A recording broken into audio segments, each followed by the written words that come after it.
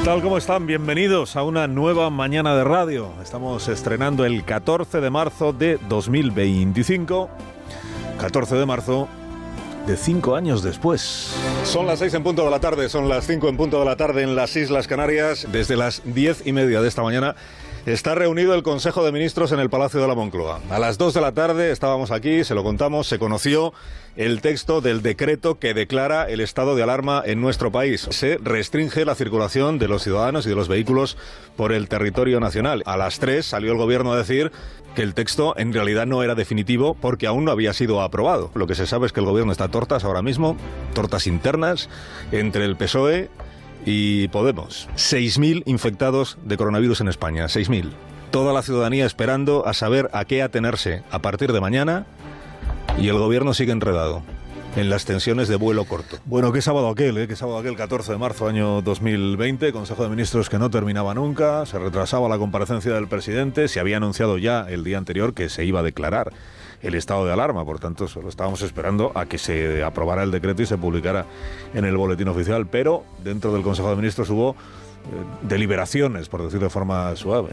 Cuentan algunos diarios reconstruyendo lo que ocurrió aquel día, que fue igual el Consejo de Ministros más tenso que ha habido nunca, porque se discutía, por ejemplo, qué era una actividad esencial y qué no era una actividad esencial. La idea que el 14 de marzo no se decretó el confinamiento total, que eso vendría 15 días después. El 14 de marzo aún se podía y se debía ir a trabajar, aunque hubiera estado de alarma. Lo que se limitaba era cuándo se podía salir de casa si no era para ir a trabajar, o si no era para ir a hacer la compra, o si no era para pasear al perro, que fue una de las situaciones primeras en las que se detuvo el gobierno y el propio presidente. Que sábado, el de aquel día, al cabo de una mañana de filtraciones contradictorias sobre lo que estaba ocurriendo dentro del Consejo de Ministros, porque según se celebraba el Consejo de Ministros, alguien estaba filtrando cosas de las que allí dentro se decían, se filtró un borrador que luego resultaba que no era definitivo, en fin.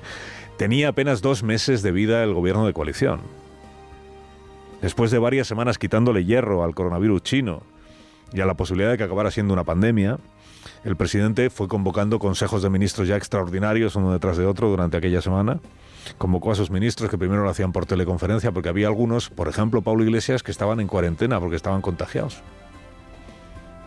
Y sin embargo, el 14 de marzo se personó en el Palacio de la Moncloa, y aquello también llamó mucho la atención. El gobierno incumple sus propias obligaciones, ¿no? Bueno, se aprobó el primer estado de alarma, que en realidad es eso lo que salió de aquel Consejo de Ministros, y que facultaba el estado de alarma al Ejecutivo a prohibir cualquier clase de desplazamiento en las vías públicas, incluido el desplazamiento que iba de la casa de cada uno a la calle. El Real Decreto entrará en vigor con efectos inmediatos, pues se va a publicar en el Boletín Oficial del Estado esta misma noche. Bajo mi dirección, la dirección de la Presidencia del Gobierno, les anuncio que serán también autoridades competentes delegadas la ministra de Defensa, Margarita Robles, el ministro del Interior, Fernando Grande Marlaska, el ministro de Transportes, Movilidad y Agenda Urbana, José Luis Ábalos, y el ministro de Sanidad, Salvador Illa. Es que fue una de las 4 personas elegidas para conducir el país en aquella crisis nunca antes vista, José Luis Ábalos, que ya en aquel momento estaba relacionado íntimamente con Víctor de Aldama, lo que pasa es que no sabíamos quién era Víctor de Aldama ni nada de todo lo que habían hecho ya. Luego vendría lo de las mascarillas, o ya había venido, era en esas fechas. Con Víctor de Aldama ya tenía una relación muy estrecha, el ministro Ábalos. Con Jessica había tenido una relación muy estrecha hasta 3 meses antes. Piso y colocación en empresa pública incluidos en la relación. Bueno, 14 de marzo.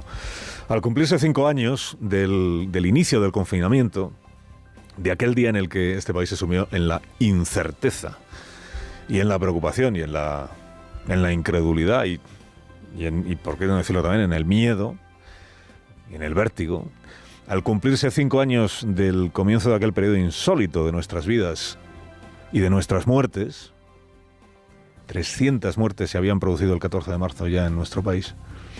Hasta 7.000 se dispararía el número antes de que terminara aquel mismo mes. Digo, al cumplirse 5 años de todo aquello, Onda Cero Podcast recupera la serie documental que emitimos en mayo de 2020, que es el repaso casi día a día, desde las primeras informaciones que emitimos sobre un virus nuevo que se había detectado en China, el mercado Wuhan y todo aquello, hasta el día en el que España quedó por primera vez confinada. O sea, el arrastrar los pies de la Organización Mundial de la Salud para declarar la alerta y para acabar considerando aquello una pandemia. La presión que sufrieron los organizadores del Mobile, por ejemplo, en Barcelona, para que se mantuviera la feria, mes de febrero.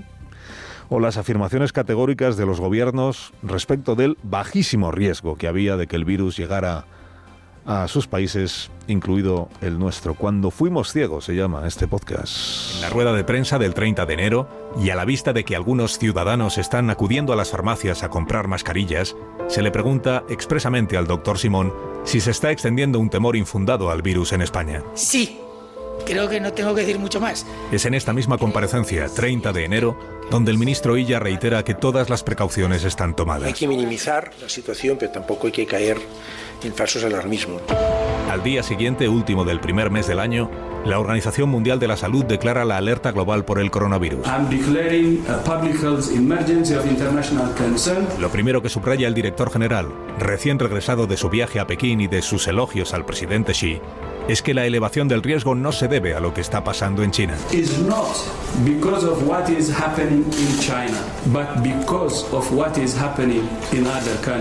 Una vez declarada la alerta global, el gobierno de Italia es el único de la Unión Europea que declara a su vez la emergencia sanitaria en el país.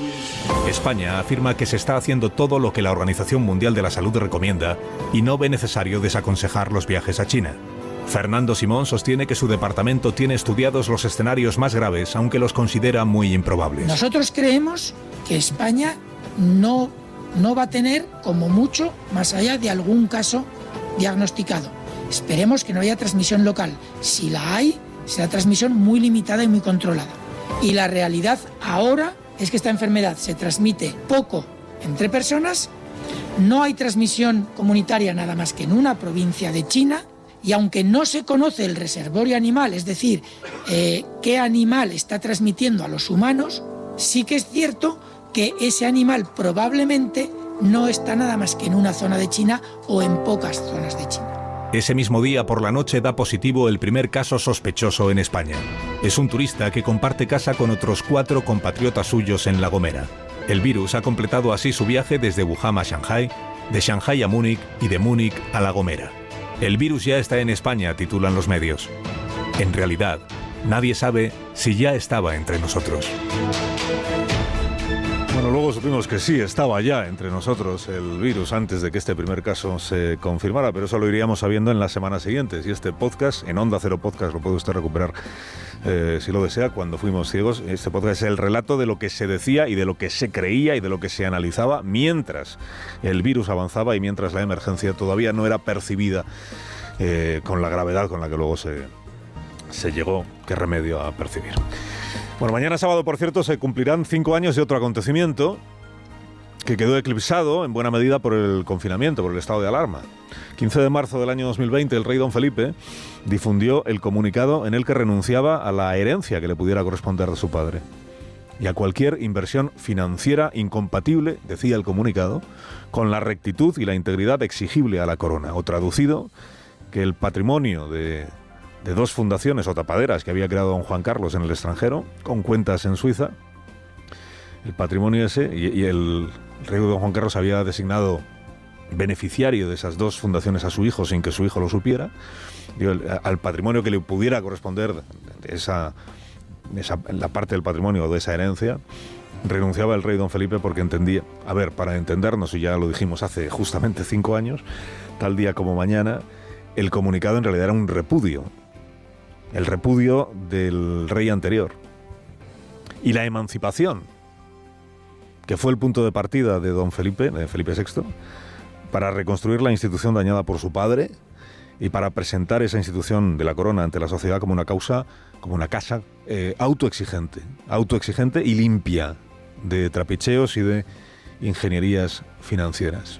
Eso es lo que empezó con ese comunicado del que mañana se van a cumplir 5 años, y 5 años después, 5 años de perseverancia después, pues no parece que haya nadie dispuesto a discutir que la corona hoy disfruta de una estabilidad y de un crédito que en aquel mes de marzo del año 2020 no estaba nada claro que fuera a ser capaz de recuperar.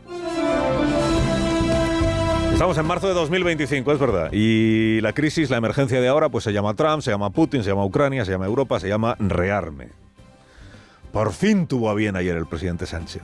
dirigirse a los españoles para explicarles en qué anda.